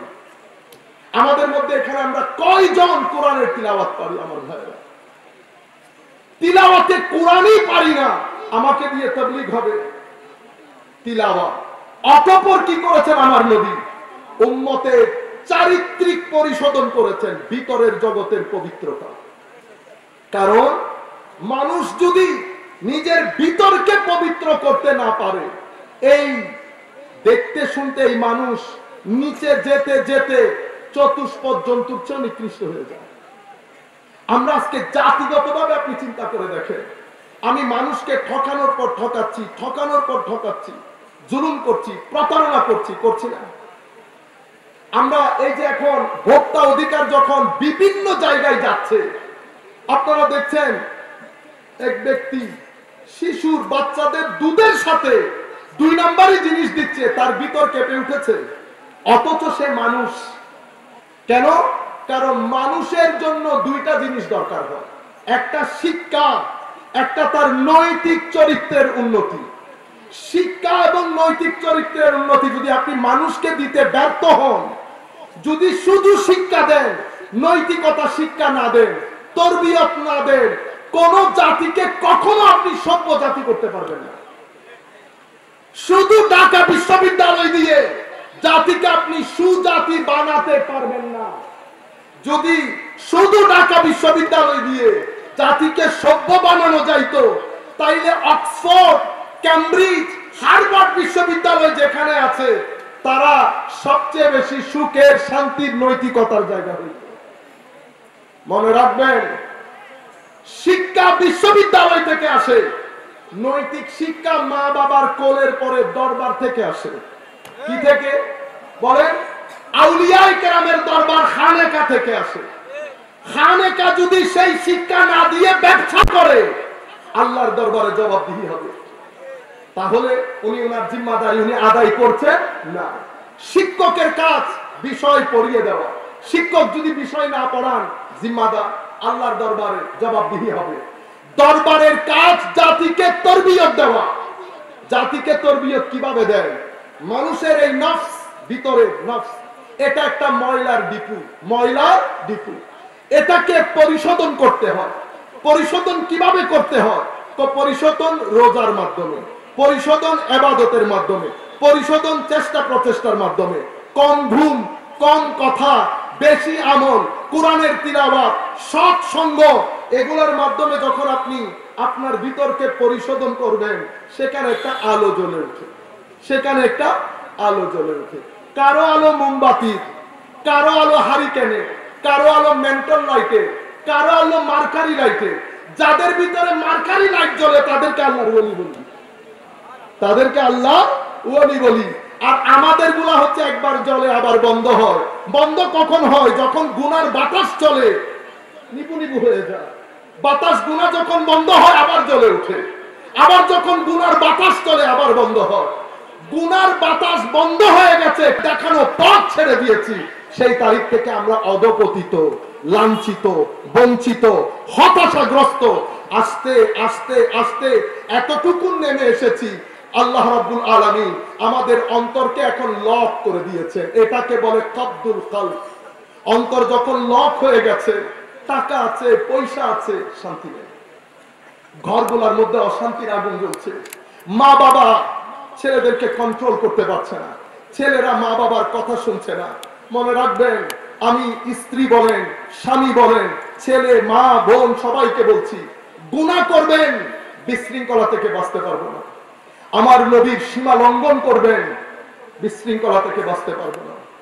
অরাজকতা, অশান্তির আগুন আমাদের ঘর থেকে যাবে না যতক্ষণ পর্যন্ত আমরা আমার নবীর সীমার প্রতি শ্রদ্ধা না দেখাবো। আল্লাহর ইজ্জতের কসম, ঘরগুলা থেকে অশান্তি যাবে না, ঘরগুলা থেকে অশান্তি যাবে না। শান্তি চান ঘরের মধ্যে? আবার 30 বছর আগে ঘরগুলার মধ্য থেকে যেভাবে কোরআনের আওয়াজ আসতো, তাসকিয়ার আওয়াজ আসতো, ইবাদতের আওয়াজ আসতো, আমার নবীর দরুদের আওয়াজ আসতো, এগুলা ছাড়া আল্লাহর ইজ্জতের কসম ঘরে শান্তি প্রতিষ্ঠা করতে পারবেন না। দিন দিন ঘরগুলা আগুনে জ্বলবে, দিন দিন আমাদের সংসার জীবন আগুনে পরিণত হবে। আমাদের ছেলে সন্তান আমাদের বাধ্য থাকবে না।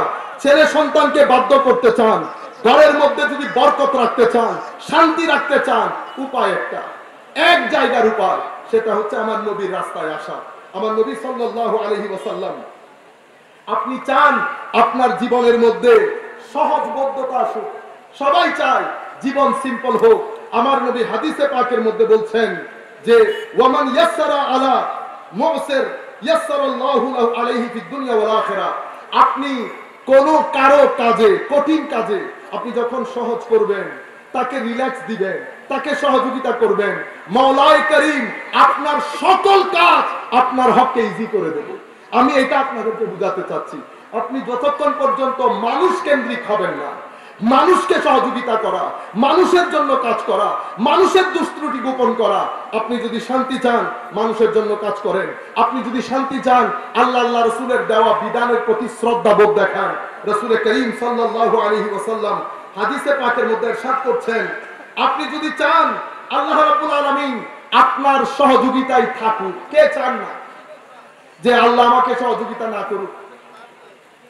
আপনি যদি চান আল্লাহ আপনাকে সহযোগিতা করুক, আমার নবী বলছেন আল্লাহ সেই ব্যক্তিকে সহযোগিতা করে যে ব্যক্তি আল্লাহর বান্দাদেরকে সহযোগিতা করে। শুধু সহযোগিতা করার পর চলে যায় না আল্লাহ, আল্লাহ আপনার সাথে লেগে থাকেন যেন কোনো কষ্ট আপনার ভিতরে না আসে। আর যদি কোনো কিছু দেয় আল্লাহ কষ্ট দেওয়ার আগে হজম শক্তি দান করে, কষ্ট দেওয়ার আগে হজম শক্তি দান করে। আল্লাহু ফি আউনিল আবদ মা কানা আল আবদু ফি আউনি আখি। এরপরে আপনি যদি নিজের মধ্যে চান যে আপনার ঘরের মধ্যে জান্নাতি বাতাস বয়ে বেড়ায়, আপনি ইলম তালাশ করতে হবে। যেটা জানেন না সেটা জানতে হবে, আল্লাহ সম্পর্কে, রসুল সম্পর্কে, নামাজ সম্পর্কে, কোরআন সম্পর্কে। তাহলে আপনার ঘরের মধ্যে সুবাতাস বইবে। ওয়ামান সালাকা তারিকান ইয়ালতামিসু ইলমান সাহালাল্লাহু লাহু তারিকান ইলাল জান্নাহ।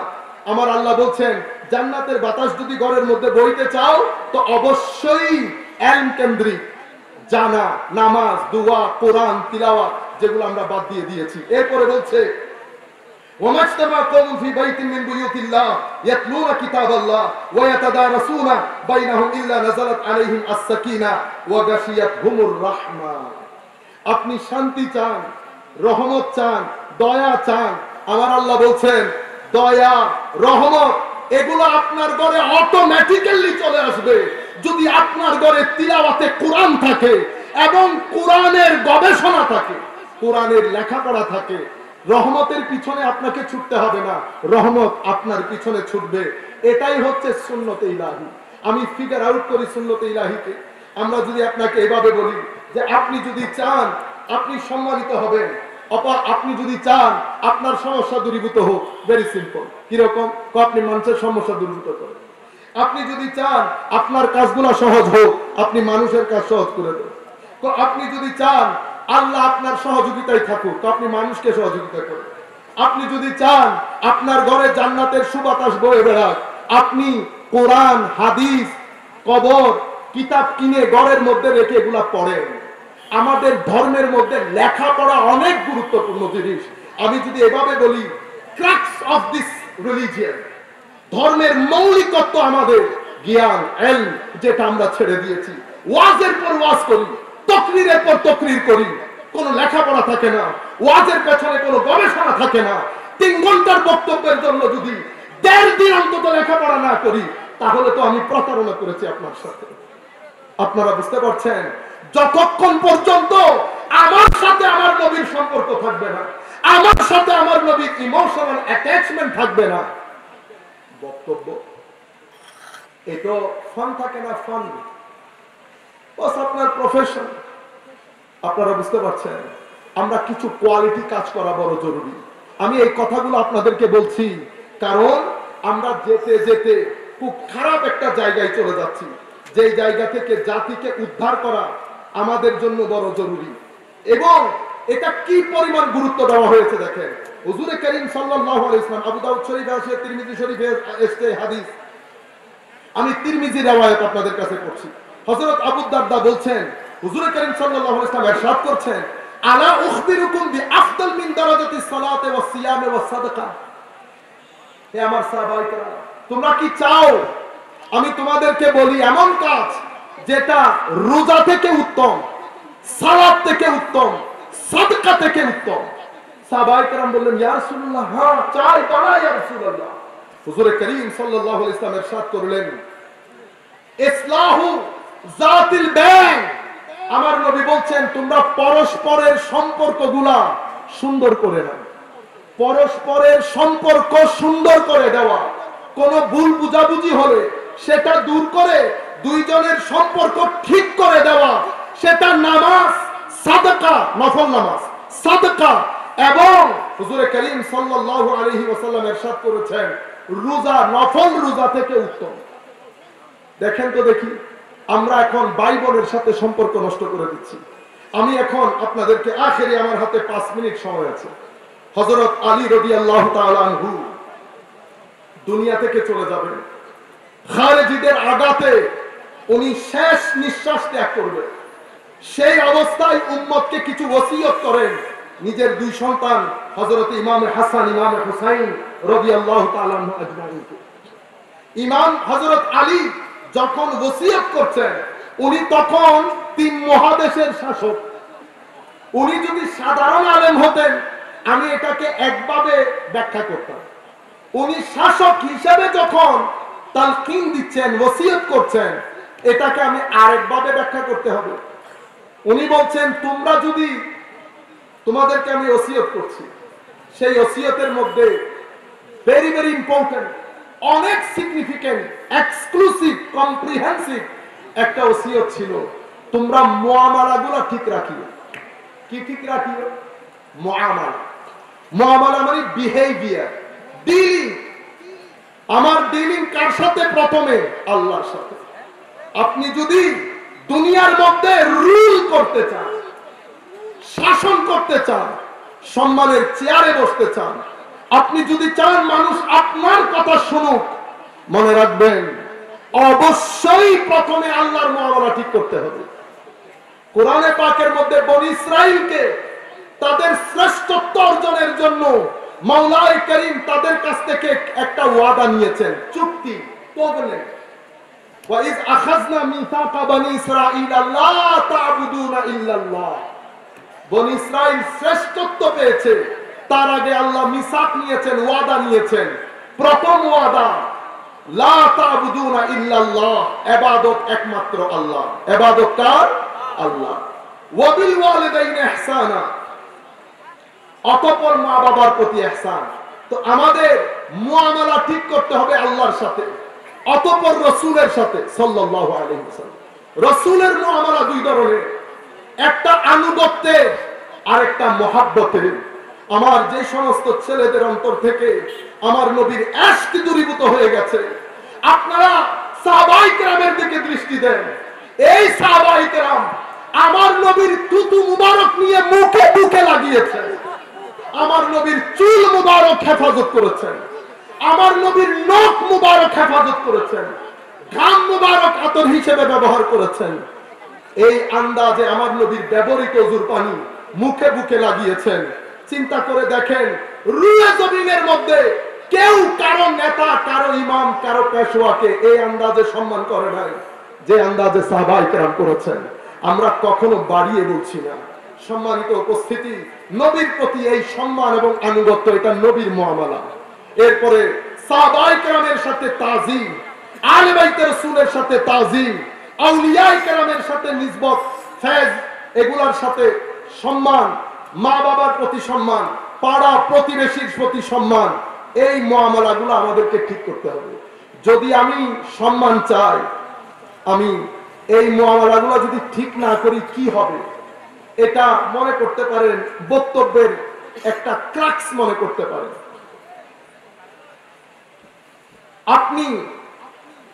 আমি নিজে পচে গেছি কিভাবে বুঝবেন? সমাজ পচে গেছে কিভাবে বুঝবেন? আমরা জাতি থেকে নিচে এসে ক্রাউড, জটলা পাকানো কিছু মানুষে পরিণত হয়েছি কিভাবে বুঝবেন? যখন দেখবেন আপনার সমাজে যারা নেতৃস্থানীয় লোক তারা সমাজের সবচেয়ে খারাপ লোক, আপনার সমাজের যারা আলেম তারা সবচেয়ে বড় ফিতনাবাজ। এই পরিস্থিতি যখন আপনি মোকাবেলা করবেন বুঝবেন জাতি হিসেবে আমি অনেক নিচে নেমে গেছি। যদি জাতি হিসেবে নিচে না নামতাম, মাওলায়ে কারীম এই 2 জাতিকে কখনো খারাপ জাতি বানাইতো না। হাদিসে পাকের মধ্যে আমার নবী এটাই বলেছেন। আপনি যদি চান আপনার নেতৃত্বে, আপনার ইমামতির জায়গাতে সমাজের ভালো মানুষগুলো আসুক, আপনার ব্যক্তি জীবনের মধ্যে পরিবর্তন আনতে হবে। পৃথিবীর জমিনে সবচেয়ে উত্তম সাহাবায়ে কেরাম সেই কারণে সাহাবায়ে কেরামকে আল্লাহ যে নেতৃত্ব দিয়েছেন সেটা পৃথিবীর বাছা নেতৃত্ব।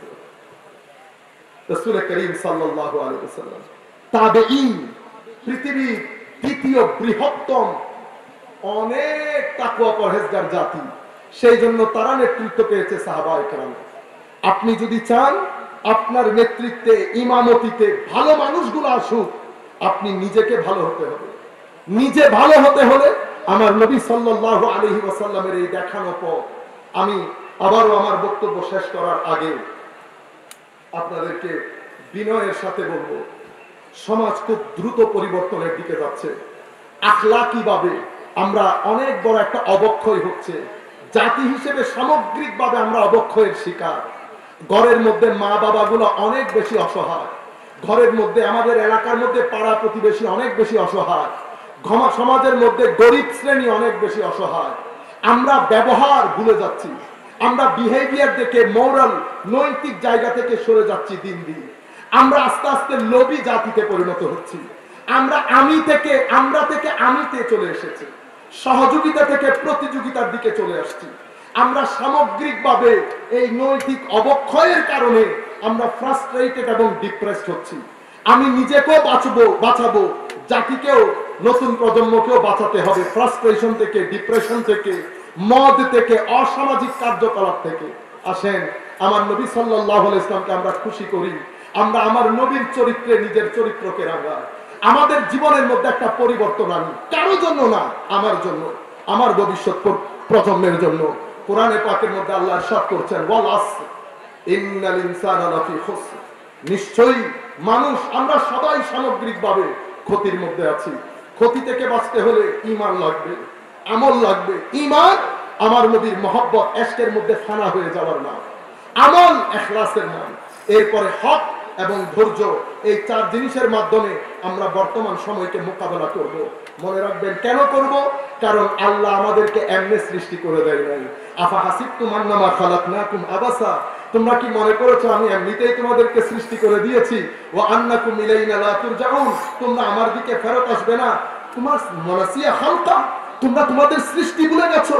আমি মাটিকে ডেভেলপ করতে করতে করতে করতে মাটি থেকে ড্রপ পানি বের করে তোমার পিতার পিঠে দিয়ে তোমার মায়ের পেটে ট্রান্সফার করে ডেভেলপ করে করে করে করে তোমাকে মানুষ বানিয়েছি আমাকে ভুলে যাওয়ার জন্য। আমাকে ভুলে গেলে তোমার দুনিয়া বরবাদ হবে, আখিরাতও বরবাদ হবে। কেন? কারণ আমার দিকেই তোমাকে ফেরত আসতে হবে। আমি আর কথা না বাড়াই, দীর্ঘক্ষণ পর্যন্ত আপনারা বক্তব্য শুনেছেন।